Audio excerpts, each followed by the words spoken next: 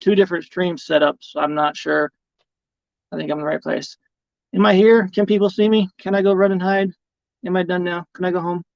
Mom? Mommy? Mommy? Help? Now, where did that? Is up? Who am I missing? Okay. Waiting for this to come up on the, I have no guys idea what I'm guys doing. Please bear with me just a lot. I've got thing going up on my thing, so I've actually, I'm going to give myself feedback on my own live. This is going to be great. Let me mute this. Okay, that should be good.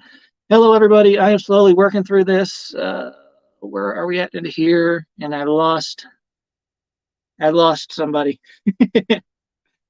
Okay.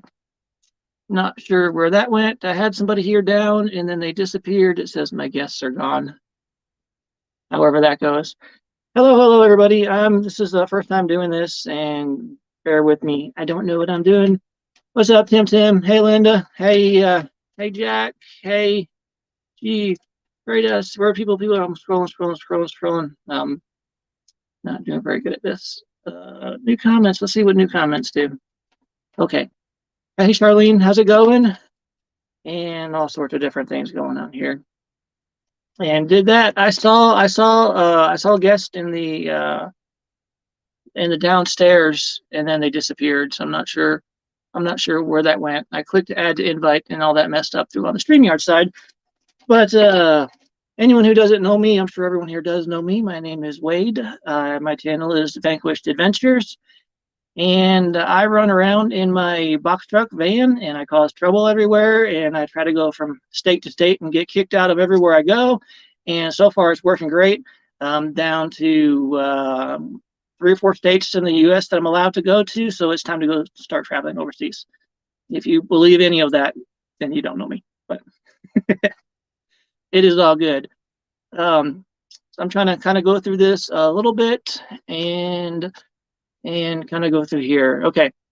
I'm not good at, sharing links or shouting out to people, but I did want to, big shout out to Ray from Van Life Rocks.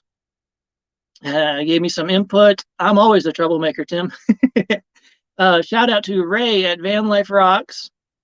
And let's see here. I'm trying to do something behind the scenes real quick here. And scroll. And it's dropped the guest again. It's not giving me the option to call up. So I'm kind of doing some behind the scenes stuff. Hey, Gina, how's it going? Good to see you here. I'm terrified. Help. Yep, but I've clicked let me back arrow on that real quick. Okay, I'm playing with StreamYard stuff on the back here. But who's was what? Who, what, huh? What I missed?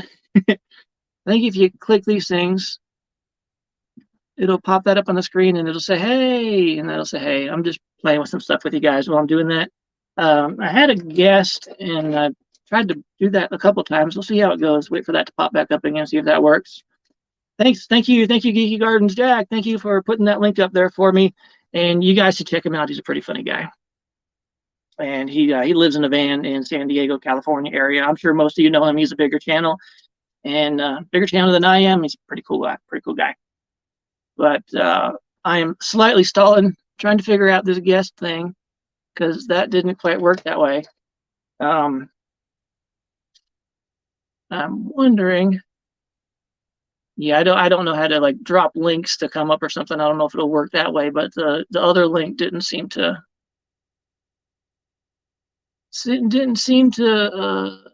come up the way I wanted it to. Okay, I'm just going to talk for a little bit because that's not quite working out the way I wanted it to. And a couple questions I had. Just don't push the red button. I don't even see a red. Oh, the red button that says end. Okay, and I'm not there yet. I'm still hanging on. But no, I had RVing with G helping me out on this, and I've tried to bring him up on the guest thing twice, and it's like gives me like dots there, and it dropped him. I don't know if it dropped him. I'm not sure what it's doing. So I will wing that, and I don't know how to share. I don't know how to share the drop the link to have a guest from the chat. I don't know how to do that. If anyone wants to figure any of that stuff out, I don't know. But anyway, not important. Not important, because this is all about me. All about me. It's not about me. Paralife, hey, how's it going? How's it going? It's good to see you here. I love watching your channels and things that you can do. It's really, really cool. Shane, that's the name. I should know that. That's my brother's name. I shouldn't have that memorized. But for anyone who doesn't know, I am terrible with names. And my name is Mark. No, my name's not Mark. I forget my own name sometimes. Name is Wade. Got that. We already did that. I'm now repeating myself, so we will stop and we will carry on. So I did have a couple questions that I wanted to cover, and these are questions that were submitted by Ray from Van Life Rocks, and he wanted me to explain my process in choosing the vehicle that it's okay, Jack. It all works out. It'll all work out. I will sink or swim. I will pass or fail, and it will all work out. But so yeah, hey. The going back to this was from Ray from Van Life Rocks asking me to explain my thought process when picking out my van. And the biggest thing with picking out the van is watching every van life van out there, watching every van build out there, and you spend months and months watching everything and learning everything so that you aren't repeating the same mistakes that everybody else does. That's right, sweet baby Ray. That makes me want to cook these ribs I got that I don't really have anywhere to cook in, but that's another story for another day. Maybe next time we'll do another live on cooking ribs. Maybe not. But okay, so the thought process on choosing the van. The first thought process on choosing a vehicle is always, how much does it cost? Can you afford it? The second thing is, it's even better if you already own the vehicle, because then you completely get that cost out of the way. That is a tank. It is a tank, and it drives like a tank, and it sucks gas like a tank, and it keeps me nice and warm. But that is all good. So big thought processes on choosing a vehicle for me is, I figured out what I must have and what I could not live without. And the number one thing for me was to be able to stand up in. If it was not tall enough for me to stand up in, it was off the list. And don't try to read this. Oh, I'm reading conversations I shouldn't be trying to read. Okay, so let me hop off of that. Okay, so the first consideration in the vehicle is, I wanted to be able to stand up. Living in places where it's rained a lot and it can rain for days, I did not want to be cooped up in a vehicle, so I wanted to be able to stand up. Also had back injury when I was younger, so there's concern about that. Being scrunched over too much may re-aggravate things along those lines. So number one is, I had to be able to stand up in it. The second consideration in there is that I knew I had to have a shower, because I like my showers. Granted, 99.9% of the time, I'm like everybody else, taking a sponge bath, or you go somewhere, take a shower, however you do that. But just having the shower in the vehicle was a necessity for me from day one, and I wasn't going to compromise on that. So room for a shower was consideration number two. The third consideration that I had is, after looking at Sprinters, looking at ProMasters, looking at all different kinds of vehicles, I basically came to the point where I knew I wanted my bed to be side to side, not front to back. And so that cuts out the Sprinter. The Sprinter's too narrow for that. So that was completely not a consideration. And from that point, really went to looking at I looked at the questions. I lost my train of thought. Looking at vehicles that were in a price range once I had met those goals, and then I went down from there. And for Tim Mobangs, I have 30 gallons of fresh water, and then I also carry 10 gallons in reserve in case my water pump goes out or anything of the sort, or if I need outside water source, want to set something up at a picnic table, something along those lines. I do carry 2 5-gallon buckets with that, so I carry 40 gallons of fresh water.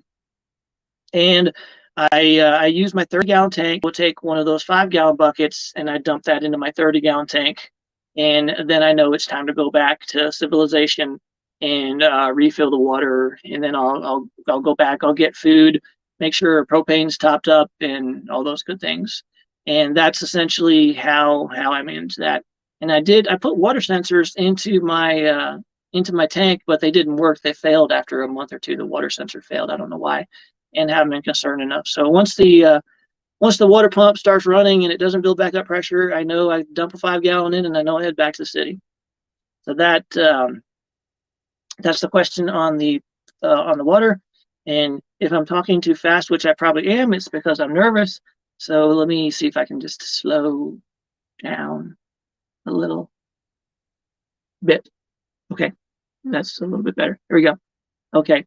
The second question that I got was also from Ray, and he asked me what modifications I would consider for the van.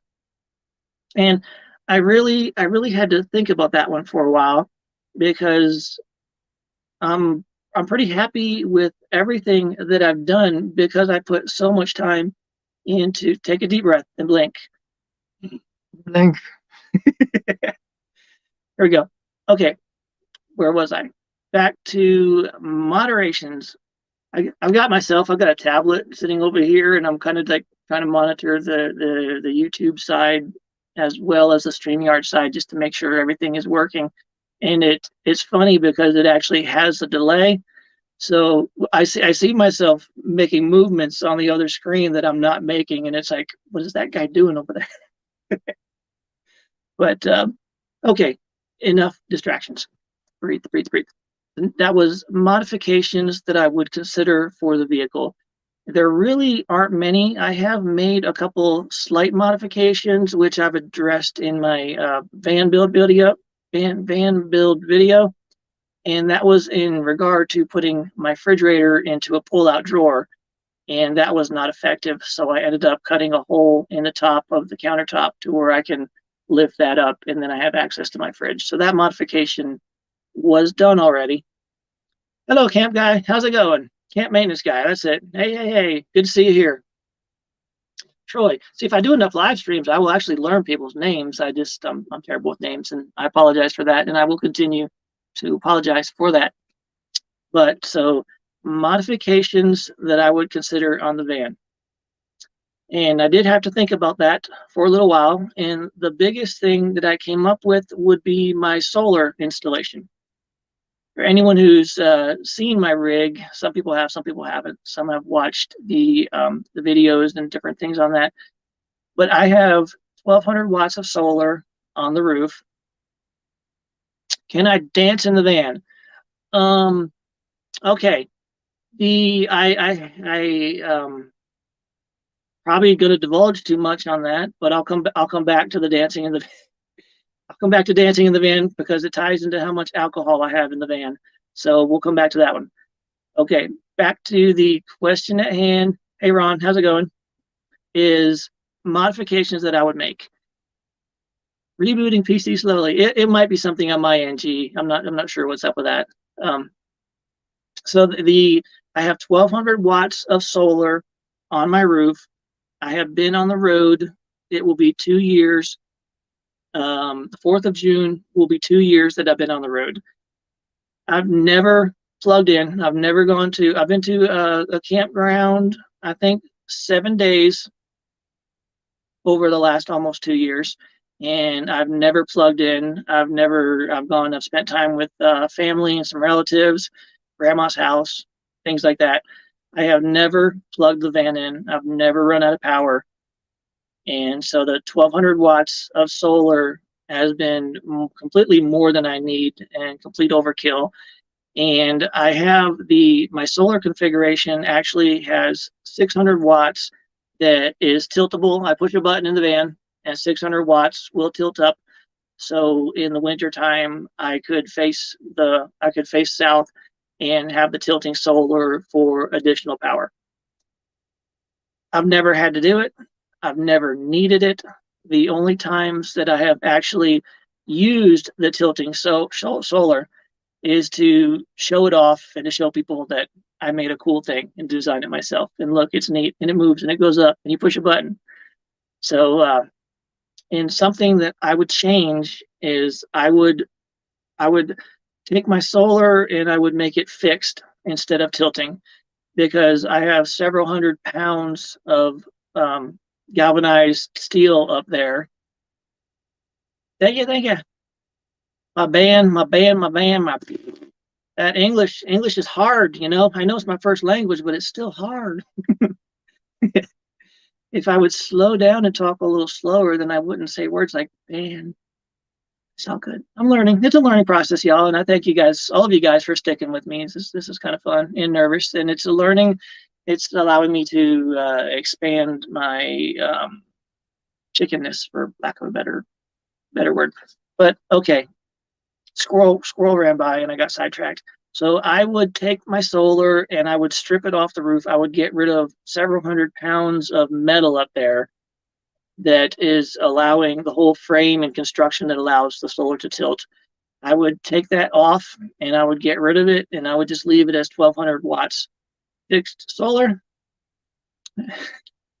I would leave that as fixed solar and take a couple hundred pounds off of the top weight of the vehicle, which I think would help with stability in the wind and things like that. So that's the big, probably the big thing that I would change. The only thing I can think of that comes to mind that I would change. So those were my questions, and then there was another question that came up asking me about dancing in the van. If I drink enough rum, then sometimes I will dance in the van. This right here, you see this? That's my best routine. Y'all seen it all. That's all I got. And yep, that's what I got. But I do also have a guitar that I carry around with me. And thank you. I do carry around a guitar with me that I do bring out once in a while, and I try to. That's not funny, Tim.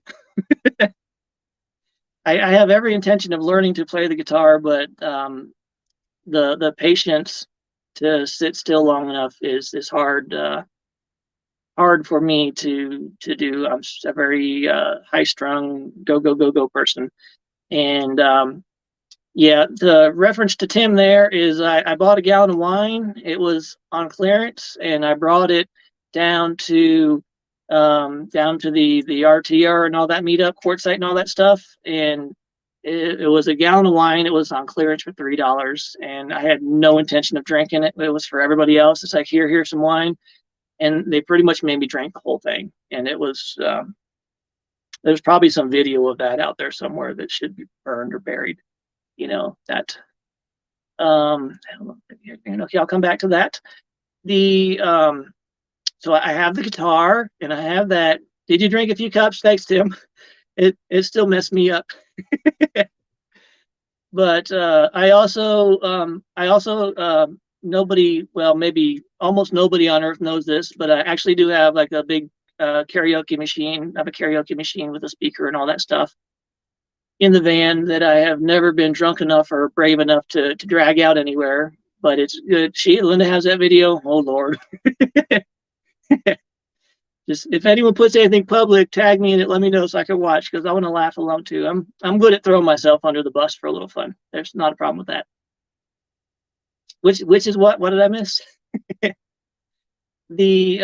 Yep. So I have all that stuff, but I mean that can also be used as like a loudspeaker, a Bluetooth speaker by a fire kind of thing. Doesn't have to be GPS. So yeah. So it is possible. I didn't have the karaoke machine at the meetup. That was actually something I picked up more recently. Just another toy to play with. I get into a town, and when I get into a town, then I look at my Amazon and I figure what kind of crazy stuff I can find there. And then I end up spending money, and then I sit there for a while and ask myself why I spent that money. I think we all do that a little bit. But are there days when you've not had enough rum to dance? There are a lot of days that I have not had enough rum to dance. You can usually tell if I've had enough rum to dance because I'll usually be in in other people's comments on their lives and, you know, stirring the pot and pushing the limits on what I probably should be saying. But no, I don't. I don't drink that often, and to that point, it really doesn't take a lot to get me to. I'm like, wee. And once I start drinking, I mean, I kind of, in a lot of ways, I'm kind of outgoing. Uh, I feed off the energy of other crowds, and it's just like at some point, most everybody will ask me to slow down for a while or sit down, or they'll take my drink away from me. But that's okay. But nobody gets hurt, and everything's all good. And it's all clean fun. Something just flew by me. I don't know if that was a mosquito or what it was. I don't think they have those here. They're better. But okay, I saw another question came up. I saw another question come up and asked me how long I had the van. Okay, so I have been on the road since it was June the 4th of, I'm not going to math it, but it'll, this June 4th coming up, it'll be 2 years. So June 4th, 2020, I guess, is when I hit the road. I actually bought the vehicle, and so that will be January of 19, maybe. I owned the vehicle for about a year before I hit the road, and I used that time to build it out. A lot of the time, I mean, it didn't really take that long, 3 or 4 months to build, but most of the time was spent watching everybody else's van builds and watching everyone rebuild their van builds and realizing that I did not want to rebuild mine. So I went through very methodically to make sure it was the way I wanted it the first time. And a lot of that time I was working 80 to 100 hours a week. So it took me about a year and a half, I guess I owned the vehicle, and slowly working on that before actually hitting the road. So I've had the vehicle about 3 years, I guess, something like that. The question, how often do you use your motorcycle? I do not use my motorcycle anywhere near as often as I should be using my motorcycle, but I'm going to deflect blame elsewhere for that and say that it's because the vehicle has needed maintenance. When I first took off and first set out on the road, that was out of Knoxville, Tennessee, and I wanted to get some maintenance done to the bike at that point in time. And with backlogs, getting this, getting that, and the other, I would have had to have stayed in Tennessee. I would have had to have stayed for several weeks longer than I wanted to. So at that point, I elected to not do that, and I loaded up the bike and I drove away. And I mean, it was still drivable, but I mean, fork seals leaking, and I had to do brakes on it, and the like the front tire on it was pretty dry rotted, and some things like that. So it's just like putting around in the woods or there wasn't a big deal, but I was not comfortable enough on it to I was not comfortable enough to, you know, make any long trips or do anything that would, you know, put myself in harm's way or anything like that. So it mostly just has sat on there. Recently, after Quartzsite, I went down to Yuma, Arizona, and I dropped the bike off at a shop, and I had everything done that I wanted. Had everything done that I wanted at the shop, so that's all good. That's taken care of. Oh no, I've been outed. Uh-oh. I knew that was coming. Thank you. No. Okay, now I've completely lost my train of thought. Okay, yeah, so I've driven the bike. I've driven the bike around Yuma a little bit, and then a tiny little bit around a couple places in Southern California. Not a lot, but then so I got that done, and then I believe my next video, if I have my videos right in my head, the next video or somewhere in the next video or two, you will see my bike. You will see my bike. It will be making an appearance, and it's not just sitting on the back anymore. I'm gonna try this guess thing one. So we don't talk about those kind of days, guys. What are y'all talking about? Where do you come up with this stuff? I see a human. Let me see if this works. I click the button. Come on, guys. I click the button. And okay, now I've got the add to stream. Let me click this without hitting the wrong thing. I click add to stream, and then I click the X button, I think. Yeah. Now hit the third tab on the little pictures. There's a bunch of squares down below. Deer in the headlights. Deer in the headlights. Hold on, let me see if I can scroll. No, there's nothing below. On this here, I've got me and you, and then below that it says Mike, Cam. Maybe it's the more button. More. You talking about the layout? Yeah, the third one. Okay. Yeah, it doesn't come up that way on mine. It comes down as a drop-down list. Okay. Yep. I click the layout. Okay, what are we looking at here on the layout? Hit the third layout. Third layout. It just moves this apart. There you go. Yeah. Oh, you were too close. You were too close. You could smell me from there. Oh, damn. I'm sorry about that, man. I'm so sorry. How you doing, buddy? You're doing great, buddy. You're doing great. I'm doing good. A little nervous, talking a little too fast, and look at loves G's getting comments, and she likes your new haircut and beard.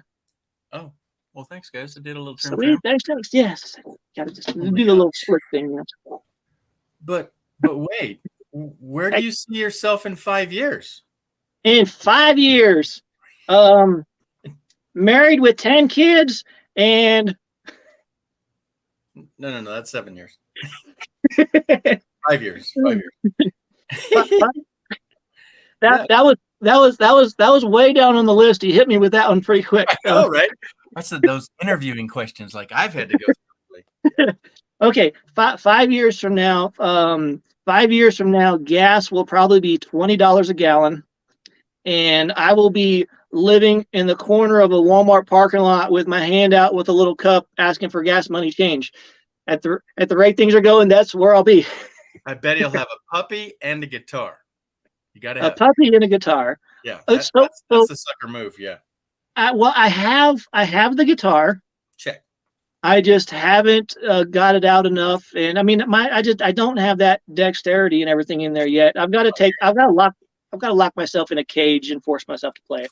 Yeah. But it is something that I am slowly working. I do pull it out time to time, and I already had a puppy for 24 hours. Yes. And I gave it away. I gave it away. No. You sold it for $20 because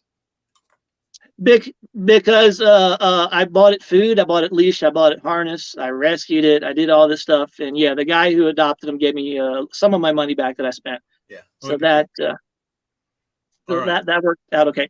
But I don't see myself having a dog on the road. I don't think. Not traveling by myself. I mean, if it was me and somebody else or something where you need to go places and there's someone who can watch the dog, I do have my rubber duck. That is right. Gotta have but that. I don't see myself being able to do that. I don't think it will be fair to a dog. And that there again, it's just my opinion because I know a lot of people do and they make it work. And just the things I want to do, I don't feel it'll be compatible. At least not right now. Yeah. So you touched on it. Let's talk about that. How has the prices of gas jacked up your traveling? I'll just say it, right? It does. Well, I mean, and this goes to me and it goes to everybody out. I mean, everybody, period. Yes. But it also goes to us in this life where we're traveling all the time. And the biggest thing that it does is it's either going to make you go broke. Mm-hmm. It's going to make you break your budget, or it's going to make you slow down.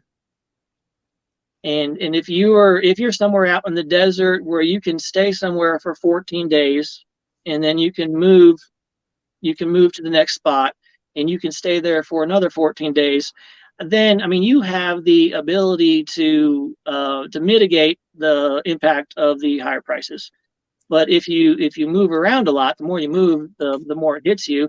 And if anyone has watched my videos, I don't stay still. I don't stay still. It's just not good at staying still. Well, I learned something very valuable from you because I thought A to B was A to B. Okay. If my logic was, if you're going to go from let's say from Joshua Tree to Las Vegas, that's a distance. It Yes. didn't matter if I did it in 1 day or 30 days, does it? It's the same distance, right? But Right. there's a logic Right. in that. And he just mentioned that if you take 30 days to do it, there might be some more income at the end of that 31 days, right? Absolutely. So touch on Absolutely. that some more. So to me, it's the same amount of money. It's going to cost you like $100 in gas now. Let's just say for round numbers, it's going to cost $100 no matter to take 1 day or 30 days. Is it not? Right. Yeah. Okay. But It does. It does. But going into my finances and whatnot, not getting too in depth into that, but essentially my money is from investments. It comes from dividends, and my money rolls in as the dividends click in. That's when I get money. So if I travel, 5 miles a day, 10 miles a day, I average that out. Then that, $100 or $200 to travel from point A to point B is a lot easier to budget in, and you're stretching it out. You're stretching the miles out to make the miles match the dollar. And it's an important thing that you have to do. I mean, unless you win the lottery or you get unlimited budget kind of thing, or if you want to sit there and like gas money. yeah. But so like that. So now that's even more important with the prices of gas that, yeah, it's going to spend faster from A to B. Yeah. It does. Yes, absolutely. Rather Absolutely. 1 day or 30 days. So It does. Yeah. but And the biggest thing with me is the whole process is slowing me down.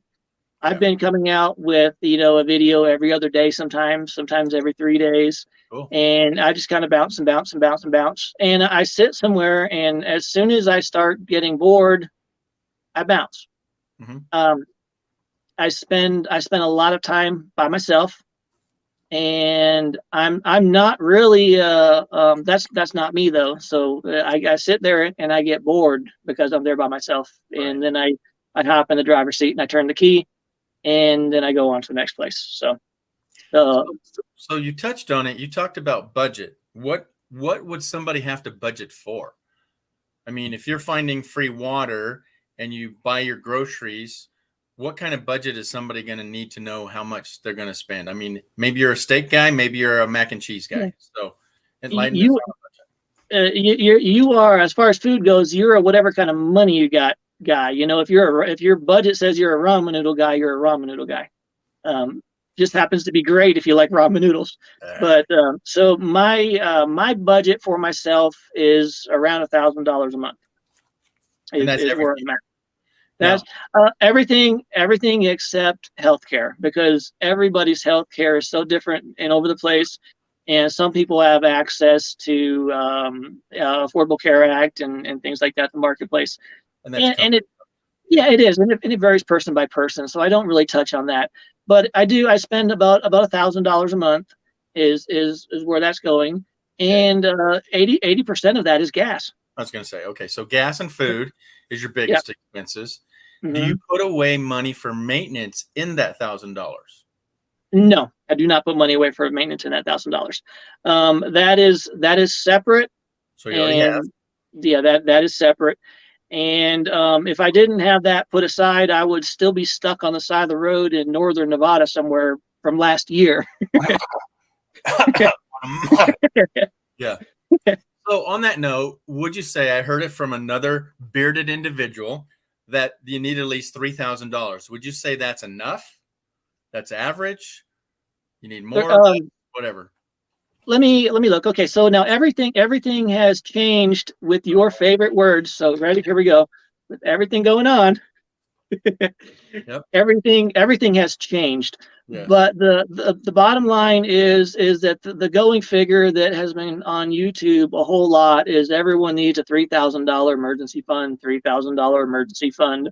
Mm-hmm. And I will say, let me say that potentially, very qualified potentially there is some truth there.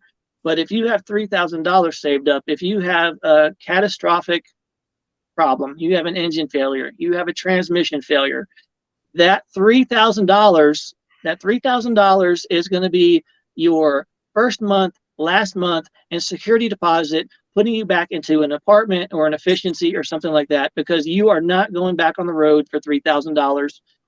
if you have a catastrophic failure, you're not going back on the road for that. It's not Did happening. you guys hear that? Are you really? Do you come? Oh my gosh. It's If you're hearing the words coming out of his mouth, meaning you got to have a lot more than that, folks. And a lot of people I know don't have that, and that's why they're going there. So, oh my gravy. Yeah. Wow. I mean, you're in a situation now. I mean, it's to put yourself back on the road. The cheapest way, I mean, if you have an engine or transmission, you're going to be closer to $10,000. Yeah. To have 3 that to fit. diagnose it, you Yeah. know, 4 to say we can do something about it, 5 to order it, and then another to do it. To do, right? yeah. Yep. So, $10,000 buffer is really, really good. And here's the realistic problem with that. If you look at statistics in America, 6 or 7 out of every 10 people don't have the money to cover a $500 emergency. Yeah, nothing. And that is, it's sad that it is that way, but I mean, it is that way, and we have to recognize it. And real quick, on the flip of that, they're in debt 7 to 10 already. Yes, at least, yeah. They don't have 5 cash, let alone 1,000, but they're already in debt 7 to 10. Go ahead. Yeah. So if you're out there driving around, if you're doing the van life, if you're doing RVing, if you are just living in your life and you're anywhere near a city and you drive to the city and you see these broke down vans, you see the broke down RVs, you see these things where people are having to live in their vehicles. On the side of the road. On the side of the road. My question is, how many of those people set off to do van life, to do RV life, and then had an emergency, and now they're stuck on the side of the road because they realized they did not have the emergency fund, and now they can't move? Yeah. And I know it's not everybody, and I know a lot of people are just hard on their luck for different reasons and different things happening, and they're in there.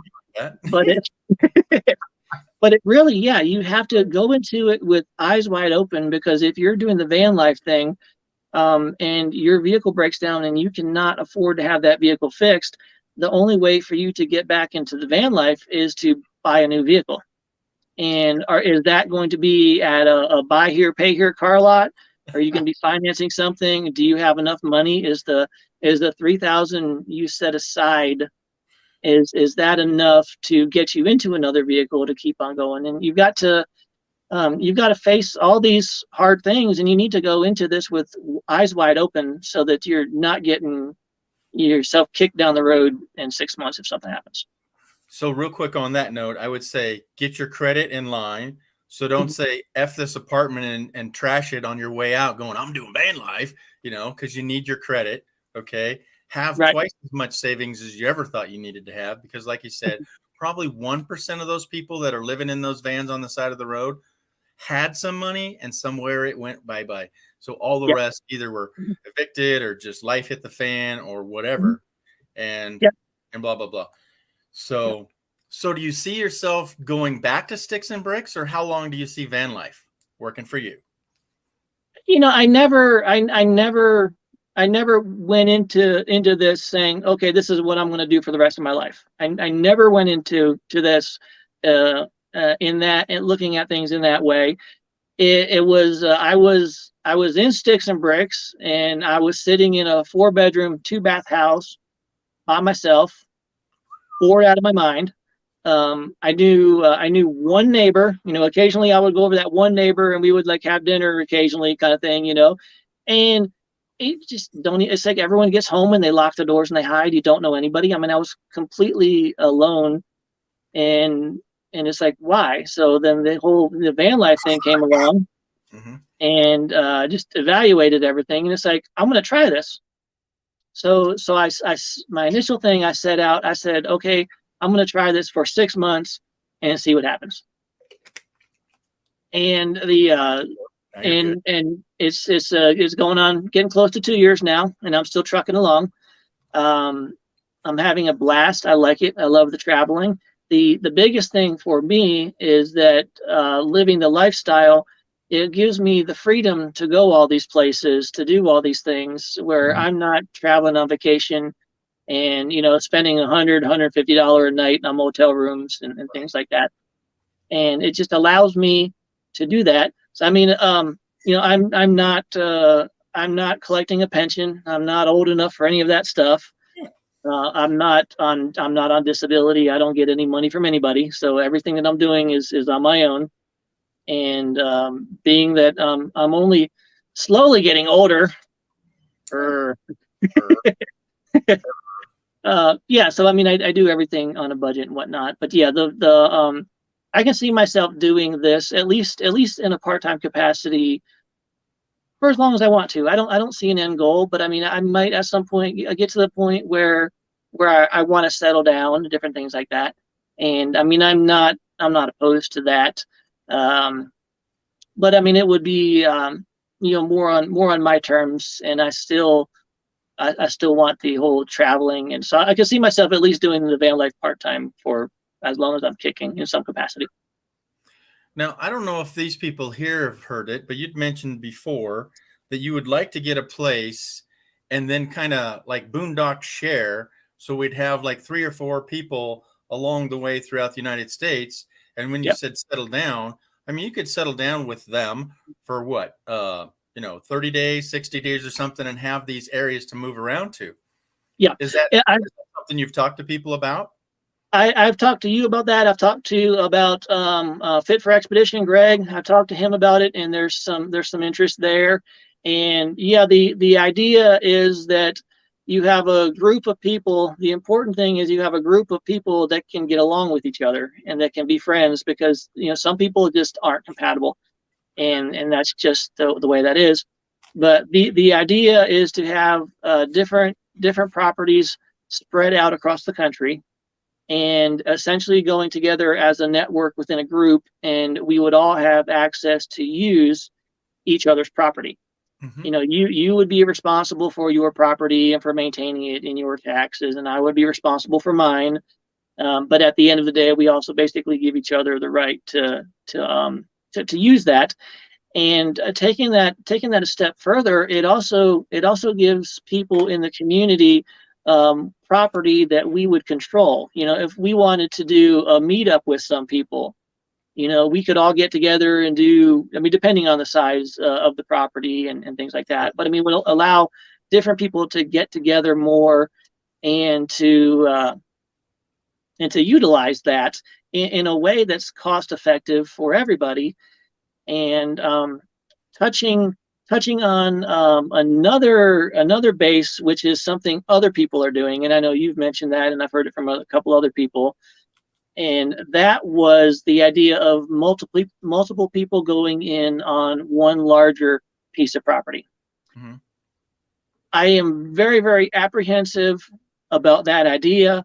Sure. Just because you have a shared responsibility, and everyone in that group has to get along. They all have to chip in towards maintenance. They all have to chip in towards property taxes. And there's buyouts and all that. Yep, buyouts. Land utilization. Someone may decide, well, I own a quarter piece of this, so I want to turn it into a junkyard. And everybody else may want organic farming, and you want a junkyard, so it's not going to be compatible. Well, that's when we have HOAs, right? Oh God. No, I think you're right. And that's great. Camp Goer One says, Linda, she goes, I got 43 acres. We're not trying to create a cult. We don't need people, But if like a dozen people had 1 acre, that could house like, I don't know, 6, 8, 10 people for the month or for the weekend, Yeah, and just absolutely. Yep. Yeah, and I mean, you could have 40 acres, but trying to find 40 acres that's flat and in our states that we know, I don't know that I would want the maintenance of 40 acres. Well, that's why it's just got to be fluffy land, just fluffy land. Yeah. And you do, but I mean, either you also have to, even with the land sharing type thing, you also have to make sure that people are going to respect the rules, because there's almost no land in America that's really free anymore. Pretty much everything has some sort of rules you have to follow. You can't be on here for this long, this many days, different things like that. So it's important that you have people that are like-minded, that you can get along, and that understand whatever the rules are for the properties, and that they're going to follow them. Yeah. And it's just, having each individual property, I think, is a much better better way to go about that.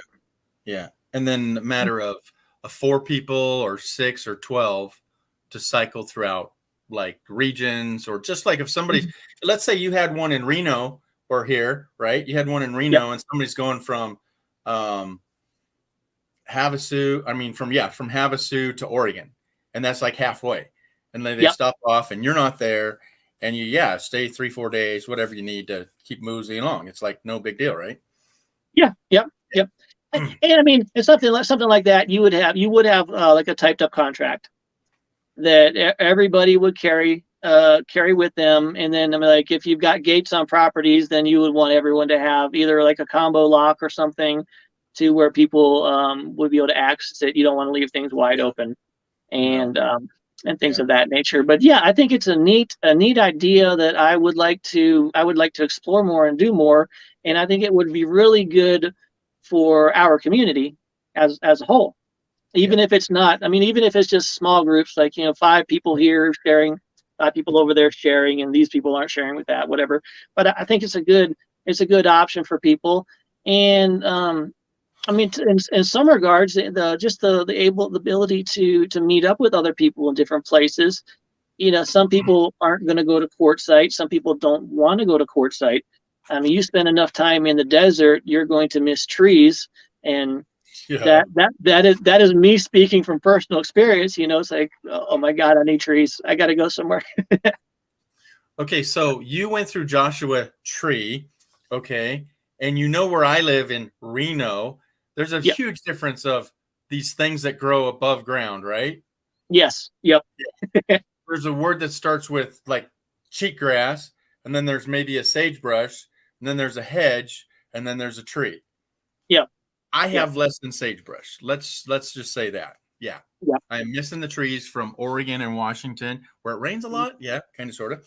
Yeah, I'm missing the trees. There's not trees. And that really the Pacific Northwest, Pacific Northwest, that's on a list somewhere in there. Pacific Northwest, that's more Northern California, and don't swear. It's your first live. There we go. The northern seaward, and the southern Oregon, towards the coast area. That is some of my favorite areas to spend time. And I know people are apprehensive about some of those areas for whatever their reasons are, and I don't get into any of that on my channel. I refuse to touch it. But wherever we are in the van life thing, we are in somebody else's neighborhood. We are, most of the time, we're in somebody else's state, and we are passing through. We are visitors, and I treat myself as a visitor, and I don't engage in anything. I don't engage in anything local with that, because I'm just there visiting. Even going to states that have really expensive gas, I'm a visitor. I'm passing through. I'm paying more for gas. I'm going there. I'm enjoying your beautiful beach. I'm enjoying your beautiful trees, and thank you very much. And then I'm leaving, and that's, and I don't. Your gas. Yeah, absolutely. So you're doing really good. You've been on 48 minutes. Before you wrap it up, were you going to do just an hour tonight? I was originally hoping to be able to get through half an hour without completely failing. And he did that on his own, folks. He did that on his own. I was not here for 30 some minutes. It took me 20 just to reboot the freaking computer. Yeah. I thought for sure I was doing something wrong. I pushed the button and then gone. It's like, oh damn. But, well, I might have missed it earlier. Did you actually say why, not how, but why you chose van life and that build and things of that sort? I chose going back to originally choosing van life, that was, in a way, it was pure accident. And I do have to give some credit to Bob there. I was watching YouTube one day, and one of his videos came up in my feed, and I watched 3-4 minutes of it, and I said, wow, this guy is so boring. Next. Yeah. I clicked the next button, and you know how once you look at anything on YouTube, they're going to keep pushing that into your feed. And the second video of his that came up in my feed was something about living in, I want to say it was New Mexico, for like several $100s a year. Yeah, that like And yeah. it's like the headline of that, it's like, I'm spending that much on my electric bill. Yeah. What is he talking about? You know? What do you call that? Clickbait? Yeah. Mm-hmm. Yeah. Yeah.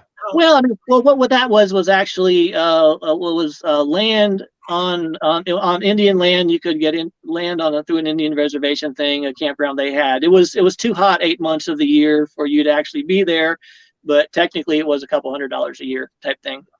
But it planted the seed, and from that point I started researching. I started looking through everything and figuring it out, and looking. And it's like, I can do this. I absolutely can do this. And that was, I'm not careless. I'm not a careless person. I'm not a reckless person. I don't just see something one day and jump on it the next. I researched it for several years. I planned for several years, and I also saved up a bunch of money for several years. And that was before, after I saved up a bunch of money. Then I sold everything I owned.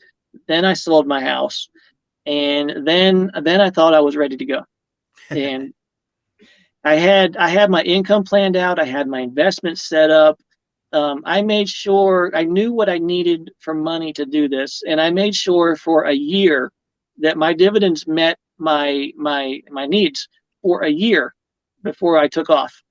And as I'm selling the house and I'm selling everything I own, the big C word hits. Yeah, that line. And all these companies I've got money invested in, that I've got set up and planned to be my income and all this, they all start freezing, cutting dividends, canceling dividends, all the stuff I'm counting for income. They all freeze, because I mean they had to, because everything was shutting down. So even though I put several years into planning ahead, researching ahead, when I actually hit the road, I had no idea how much money I was going to have coming in every month. I had no idea, even with the best of plans. But I still had all my emergency fund. I had everything set up there. All that was still good. But even there, in the process of that, I sold my house, which it was not an expensive house. I don't want people to think I got a bunch of money, but I sold my house within a month of the government shutdown for the C word. Within a month of that, I sold my house, and then they shut the government down. The stock markets crashed. I lost more money in investments than I sold my house for. So after selling my house, a month later, I had less money than I did before I sold my house. So you have the worry and unnerving of that, on top of the uncertainties about what my income was going to be going forward. So that it really, even when you have the best of intentions and the best plans, you never know what's going to come at you and throw you for a loop. But everything's worked itself out, and I'm happy, and we're doing good. What do we have next? What? Okay, so 2 years. Have you not been to coast, right? You haven't been coast to coast? No, I started off in Myrtle Beach, South Carolina. Okay. And then I drove all the way across the northern U.S. and put my foot in the ocean in Oregon. Wow. And so all the way across there, went up above Michigan, up into the northern peninsula, and from there, then I went down to Mexico and got some dental work done there last year. Yeah. And then I came back up north again, and I went back up to Oregon. As my grandma, I don't see her in here. I've not been neglecting I've been neglecting the chat, and I apologize to everybody for that. I'm really sorry. But if there's anything in there that needs to be said, someone shoot it up there so I can see it. But so I went from California back up to Oregon, because my grandma lives on the Oregon coast, and I overwintered there. And getting to spend time with grandma is where I want to be if I get a chance, because family is important. And let me take a look at something real quick. Yep. Yeah. Okay. Let me. Let me click at this real quick. Okay, so so I went there, and then this time I backtracked again down to Mexico, got some more dental done, and now I'm slowly working my way back up north, getting away from the hot, getting away from the heat. Oops, sorry. Perhaps So these, out of those coast to coast, north border to border, I mean that's a goal along itself, right? Most people want to do the 50 states, but I think coast to coast, border to border is the next top level. I think so. Out of all those places, if you care to divulge, what is your favorite spot? And then what was your aha one? And one was like, just I had no idea that you had this on this planet, that kind of stuff. So your favorite, your aha, and like, oh my God. Okay, my favorite so far is actually Northern California coast around Crescent City. Yep. You're at the ocean, 20-minute drive. You're up heading into the hills. You've got the redwoods. You've got the Smith River right there, which is the one of the cleanest in America. That's my favorite spot.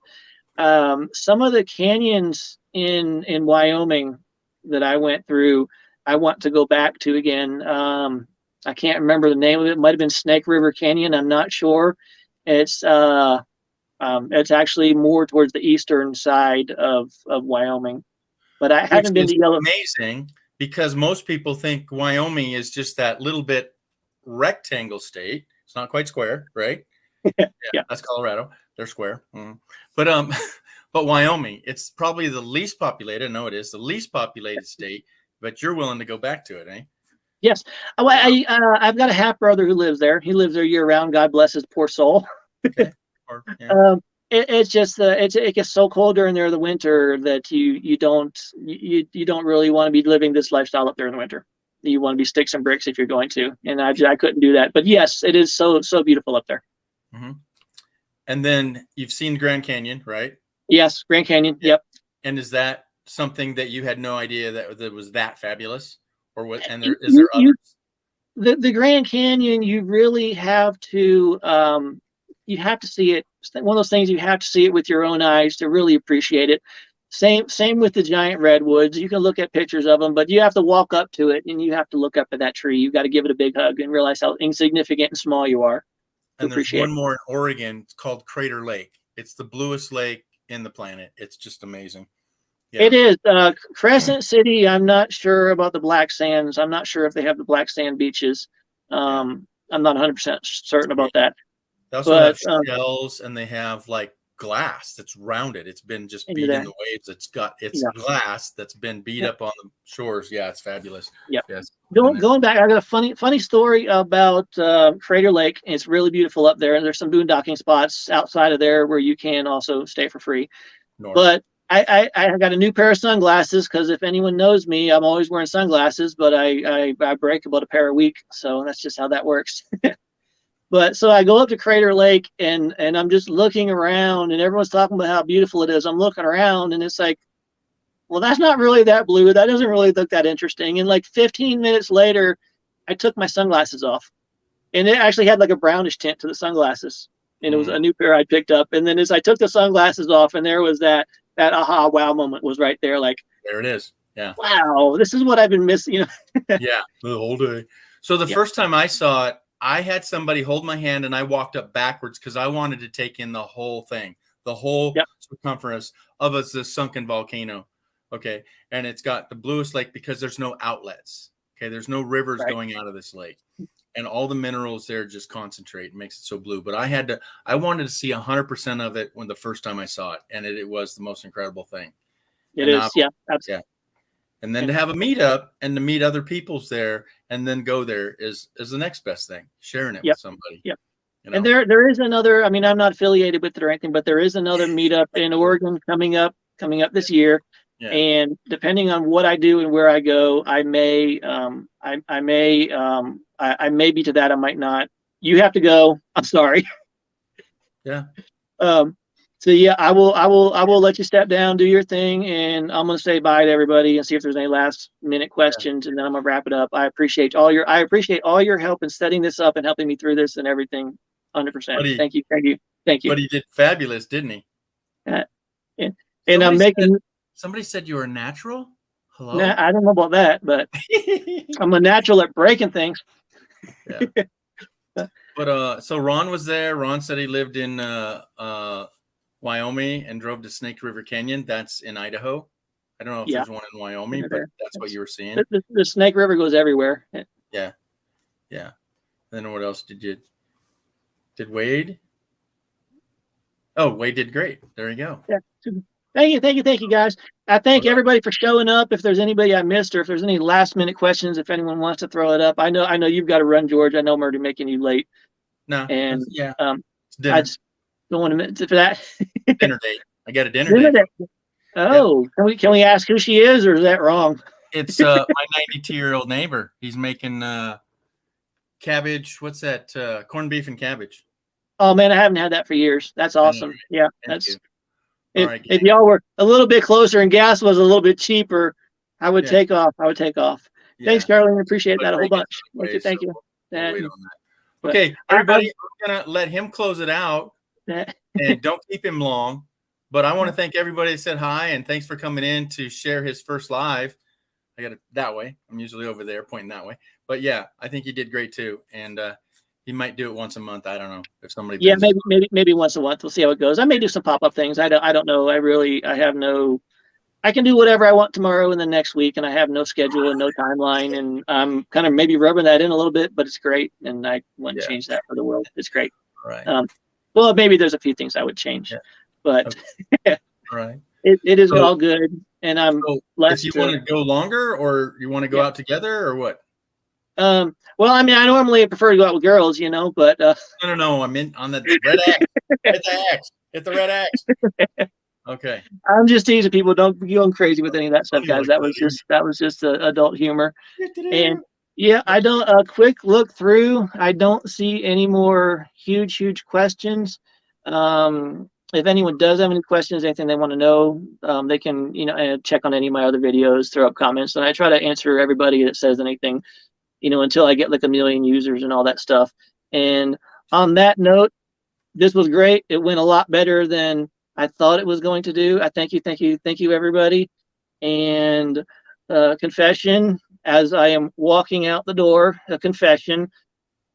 It is my birthday. Goodbye, everybody.